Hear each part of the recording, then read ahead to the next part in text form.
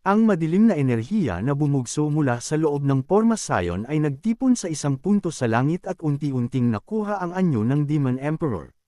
Isang dambuhalang figure ng Demon Emperor ang nabuo sa himpapawid, naganap na gawa mula sa madilim na enerhiya. Ang clone na iyon na gawa sa enerhiya ay agad na iniunat ang kanyang kamay pasulong at itinuro ang kanyang matutulis na kuko sa Shangxie Tower. Agaran, isang nakalululang madilim na enerhiya ang sumugod patungo sa Shangxie Tower, at hindi mabilang na malalakas na energy beam na atake ang pinakawalan patungo kay Meng at sa tore. Upang maiwasan ang mga energy type na ataking iyon, nagsimulang kumilos ng mabilis si Meng mula sa magkabilang panig. Gayunpaman, ilang energy attack ang direktang lumapag sa paligid ng Succubus Queen, na nagpabasag sa kalasag na nabuo sa paligid niya. Pagkakita rito, agad na inutusan ng Demon Emperor ang Succubus Queen na lisanin agad ang lugar na iyon.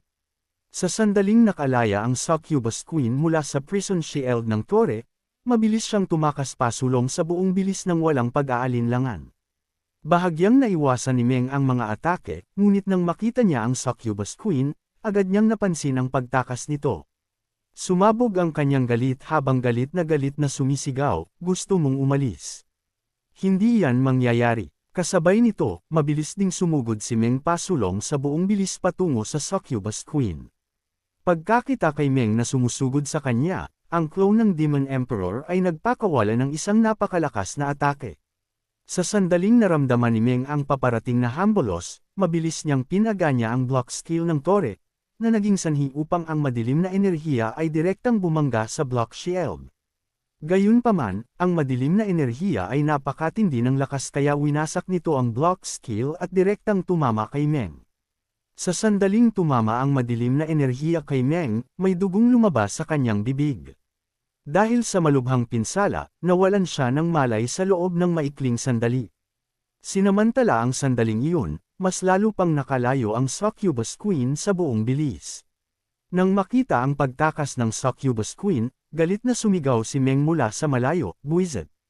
Talaga bang makakatakas siya?" Kasabay nito, tumatakbo ang Succubus Queen sa buong bilis, naganap na walang kamalayan na isang malakas na atake na paparating sa kanya. Hindi ito naramdaman ng Succubus Queen. Habang lumingon siya at nakitang hindi na siya hinahabol ni Meng, naisip niya sa kanyang sarili ng may ginhawa, "Sa wakas, natakasan ko na rin siya." Sa mismong sandaling lumabas ang mga salitang iyon sa kanyang bibig, ang atake ng espada ay direktang tumama sa gitna ng kanyang katawan, na humiwas sa kanya ng malinis sa dalawa. Sa sandaling matamaan ang Succubus Queen, naramdaman ito ng clone ng Demon Emperor at nabulong sa tindi ng gulat, "Sword Light, Zhang Yi, buhay ka pa pala." Pagkakita sa nagniningning na liwanag ng espada sa langit, si Meng ay lubos ding natigilan at hindi makapaniwalang nasabi, "Ye God, tunay na bang muling nabuhay ka?" Pagkatapos ay naisip niya sa kanyang sarili, matapos malaman mula kay Muyu ang tungkol sa kasunduan ni God sa nilalang na iyon, "Alam ko nang may pagkakataon siyang muling mabuhay. Hindi ko lang inaasahan na mangyayari ito ng ganoon kabilis." Sa sandaling iyon, isang nagniningning na demon-slaying sword ang lumitaw sa langit, na naglalabas ng nakalululang liwanag na parang kidlat. Isang boses ang umalangaw-ngaw mula sa loob ng espada, "Zhang Yi, Demon Emperor, maraming taon na ang lumipas. Tunay kang kinasabakan ni Zhang. Kapag ganap na akong nakabalik, tiyak na bibisita ako sa abyss." Pagkatapos ay nagsimulang kumilos ang espada, na naglalabas ng malalakas na slash type na atake. Paulit-ulit nitong tinamaan ang madilim na katawan ng Demon Emperor mula sa lahat ng direksyon. Hindi mabilang na mga atake ang sunod-sunod na tumama, at ang Demon Emperor ay walang kalaban-laban. Ang tanging nagawa niya ay umungol sa galit habang sumisigaw ng "Zhang Yi." Pagkaraan lamang ng maikling sandali, sa ilalim ng sunod-sunod na atake, ang madilim na katawan ng Demon Emperor ay ganap na nawasak. Walang natira, lahat ay nabura. Nang matapos ang lahat, agad na nag-teleport si Meng sa harap ng espada at nagtanong, "Ye God, kailan ka babalik?" Isang boses ang nanggaling sa loob ng espada, na sumasagot, "Malapit na. Napakahusay mo. Sa mga taong katulad mo, sa wakas ay maaari na akong mapayapa." Habang binibigkas ang mga salitang iyon, naglaho ang espada. Habang pinapanood itong mawala, nabulong ni Meng sa kanyang sarili, ang Demon Emperor at Sea God ay parehong napakalakas. Tila kailangan ko pang magsumikap ng husto. Pagkatapos nyun, ang kwento ay lumipat sa ating bida, na tahimik na bumubulong sa kanyang sarili. Sa panahong ito, sa tulong ng Kunlun Snowgrass at ng Kulang Talisman, nakatapos na ako ng daan-daang dungeons. Sa wakas ay narating ko na ang level 59. Sa sandaling ito, ang antas ng ating bida ay tunay nang umabot na sa 50. Kasabay nito, nakita rin natin ang Demon King na si Hai Tian. Mabilis siyang sumusugod sa direksyon ng ating bida, habang tumatawa at nagsasabing, sa wakas ay nahanap na rin kita, Lin Muyo. Habang nangyayari ang lahat, ang ating bida ay patuloy na naglalakad sa gitna ng bundok ng nyebe, habang kinakausap ang sarili. Kapag narating ko na ang level 60, makaka-awaken na ako ng bagong skill. Ano kayang uri ng kakayahan ang dala ng isang level 60 awakening?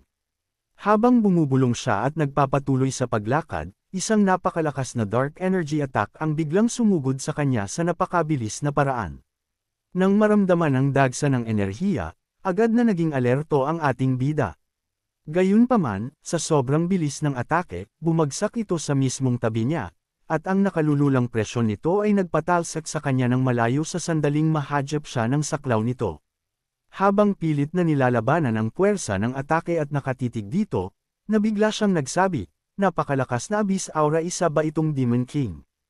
Agad niyang pinaganya ang kanyang skeleton wings at mabilis na lumayo ng kaunti mula sa saklaw ng atake. Maya-maya, ang nakatatakot na presyon mula sa pagsabog ay hamu pa rin. Sa lugar kung saan ito tumama, isang dambuhalang crater ang nabuo, at kahit mula sa loob ng hukay na iyon, mararamdaman pa rin ang malakas na presyon. Nang tumama ang atakeng iyon, lahat ng mga taong malapit doon ay agad na nasawi matapos mahadjap. Ang kanilang mga walang buhay na katawan ay nagkalat sa paligid. Sa mismong sandaling iyon, biglang lumitaw si Hai Tian sa harap ng ating bida. Pagkakita sa kanya, naging lubhang seryoso ang ekspresyon ng ating bida at nagsabi, naglakas loob kang pumasok ng walang pahintulot at paslangin ang aking mga kapwa-tao. Habang sinasabi ito, naisip niya sa sarili, ang guro ay kasalukuyang nag-e-explore sa secret realm ng Soul Devouring Beast. Hindi siya makakarating agad, mukhang kailangan ko itong labanan ng mag-isa. Nang oras na iyon, sumugod si Hai Tian patungo sa ating bida upang umatake, habang tumatawang nagsasabi, Lin Muyu, silang lahat ay namatay ng dahil sa iyo.